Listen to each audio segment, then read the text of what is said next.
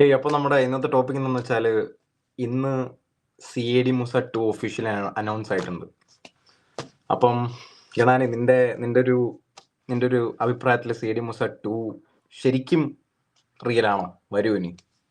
Real ആണോ എന്ന് ചോദിച്ചാൽ ഇവിടെ ഇപ്പൊ ഡയറക്ടർ സ്വന്തമായിട്ട് തന്നെയാണ് പറഞ്ഞത് ജോണി ആന്റണി സി ഡി മുസ 2 വരുമെന്ന്. പക്ഷെ നമുക്ക് ആ പണ്ടത്തെ സിനിമയുടെ ഒരു ഇത് കിട്ടുമോ എന്ന് നമുക്ക് അറിഞ്ഞൂടാ.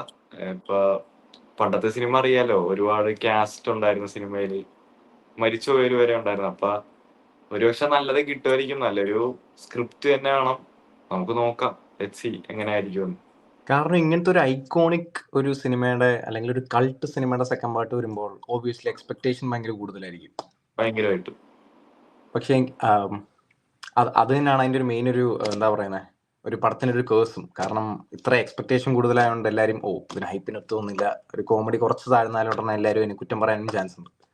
അപ്പം ജോണി ആന്റണിക്കും ഇപ്പോഴത്തെ ദിലീപിൻ്റെ ഒരു അവസ്ഥ വെച്ചിട്ടും അവർക്കത് ആ പടം ആ ഒരു ലെവലിൽ എത്തിക്കാനുള്ള ചാൻസ് കൂടുതലാണോ കുറവാണോ?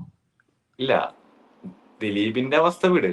ദിലീപിന്റെ ഒരു പോസിറ്റീവ് സിനിമ കിട്ടിയാൽ എങ്ങനെയായാലും അത് നല്ല സിനിമ തന്നെ ആയിരിക്കും തിയേറ്ററിൽ. ഇപ്പൊ പൊതുവെ ഒരു ഓഡിയൻസിന് പുള്ളിയോടുള്ള ഒരു വെറുപ്പുണ്ട്, ഓഫ് കോഴ്സ്, കേസും പ്രശ്നങ്ങളായിട്ട്. പക്ഷെ ഒരു നല്ലൊരു സിനിമ കിട്ടിയാൽ എന്തായാലും വിജയിക്കും. ഇപ്പൊ വോയിസ് ഓഫ് സത്യനാഥൻ തന്നെ ഒരു എക്സാമ്പിൾ ആയിരുന്നു. നല്ലൊരു ഫാമിലി പടമായിരുന്നു, അത്യാവശ്യം ഓടി. ഇപ്പൊ ബബ്ബയ്ക്ക് എനിക്ക് പേഴ്സണലി ഇഷ്ടപ്പെട്ടെങ്കിലും എനിക്കും അത് ഒരുപാട് ഹെയ്റ്റ് ഉണ്ടായിരുന്നു അതിന്. അല്ലാണ്ട് വേറെ പ്രശ്നങ്ങളൊന്നും ഇല്ലായിരുന്നു. ഇപ്പൊ ജോണി ആന്റണിയുടെ സൈഡിൽ നോക്കുവാണെങ്കിൽ പുള്ളിയുടെ അവസാനത്തെ സിനിമ എന്ന് പറഞ്ഞാൽ തോപ്പിൻ ചോപ്പനാണെന്ന് തോന്നുന്നു. അത് കഴിഞ്ഞിട്ട് പുള്ളി ഒന്നും ഡയറക്റ്റ് ചെയ്തിട്ടില്ല ഇല്ലെന്നാണ് എന്റെ ഒരു ഓർമ്മയില്. അത് കുറെ കാലമല്ലോ. പുലിമുരുകൻ്റെ കൂടെ ഇറങ്ങിയതാ. അതെ, പുലിമുരുകന്റെ കൂടെ ഇറങ്ങിയതാ. അപ്പൊ അത് എങ്ങനെയാണെന്ന് കണ്ടറിയാം.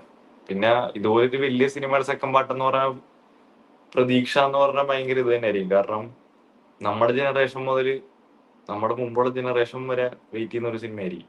ഇപ്പോഴത്തെ ജനറേഷൻ വരെ റിപ്പീറ്റ് വാല്യൂ ആയിട്ട് കാണുന്ന ഒരു അതെ, അതിപ്പോഴും ഏത് ജോണറാന്ന് ചോദിച്ചാൽ നമുക്ക് എന്ത് പറയാൻ പറ്റും. ഫാന്റസി ഉണ്ട് അതിനകത്ത്, കോമഡി ഉണ്ട്, റൊമാൻസ് ഉണ്ട്. അതെ, ഫുൾ സ്ലാപ്സ്റ്റിക് കോമഡി ആയിരുന്നു അതിനകത്ത് കൂടുതൽ. ഇപ്പോഴത്തെ ഓഡിയൻസിന് അത് ഇഷ്ടപ്പെടുമോന്ന് തന്നെ നമുക്ക് അറിഞ്ഞൂടാ, കണ്ടറിയാം.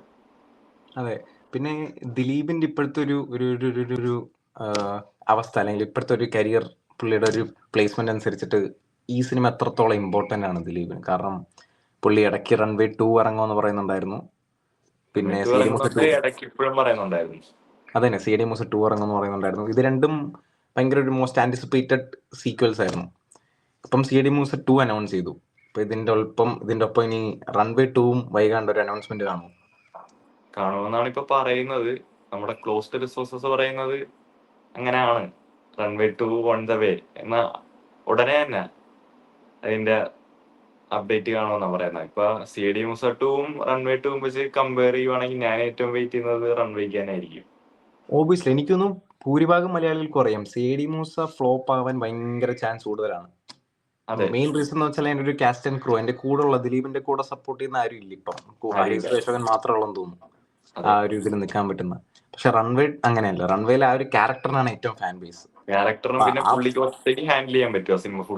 അത് തന്നെ, ആ ഒരു പരമേശ്വരൻ, അത് ഞാൻ ശരിക്കും ബബ കണ്ടപ്പോൾ എനിക്ക് തോന്നിയിട്ടുണ്ടായിരുന്നു കേട്ടോ. കാരണം പുള്ളിക്ക് ഇപ്പോഴും അങ്ങനത്തെ ഒരു സാധനം ഹാൻഡിൽ ചെയ്യാൻ പറ്റും. ഓക്കെ, ചിലർക്ക് ഇഷ്ടപ്പെട്ടില്ല, ചിലർക്ക് ഇഷ്ടപ്പെട്ടു, അത് അവരുടെ. പക്ഷെ ആ ക്യാരക്ടർ പുള്ളിക്ക് ഇപ്പോഴും ഹാൻഡിൽ ചെയ്യാൻ പറ്റുമെന്നാണ് എനിക്ക് തോന്നുന്നത്. അതെന്തായാലും പറ്റും. അങ്ങനത്തെ ക്യാരക്ടർ ദിലീപിന് ഈസിലി ചെയ്യാൻ പറ്റും. അതെ, പിന്നെ ദിലീപിന്റെ അപ്കമിങ് ലൈനപ്സ് എന്തൊക്കെയായിരുന്നു? ലൈനപ്സ് എന്ന് പറഞ്ഞാൽ മറ്റേ ഷാജി കൈലാസിന്റെ മകനായിട്ട് ഒരെണ്ണമുണ്ട്, പിന്നെ സത്യനന്ദിക്കാടായിട്ടുണ്ടെന്ന് പറയുന്നു, തരൺമൂർത്തിയായിട്ട് വരുന്നുണ്ടെന്ന് പറയുന്നു. ഒരുപാട് റൂമറുകളുണ്ട്, അതിനകത്തൊന്നും കൺഫേം ആയിട്ടുള്ളത് ആകെ സത്യനന്ദിക്കാട്, അല്ല സോറി, ഷാജി കൈലാസിന്റെ മോനായിട്ട്. അതെ അതെ, അത് മാത്രമേ. ഓക്കെ, അപ്പം നമുക്ക് നോക്കാം ഇനി ദിലീപിന്റെ.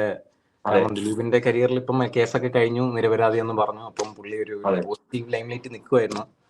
അപ്പൊ നമുക്ക് നോക്കാം ഈ പടം എത്രത്തോളം സക്സസ് ആവുമെന്ന്. ഹോപ്പ്ഫുള്ളി സി ഡി മൂസ 2 നല്ലാവട്ടെ, വരട്ടെ. ഓക്കെ, വരുവാണെങ്കിൽ നന്നാവട്ടെ. സത്യം. ഓക്കെ.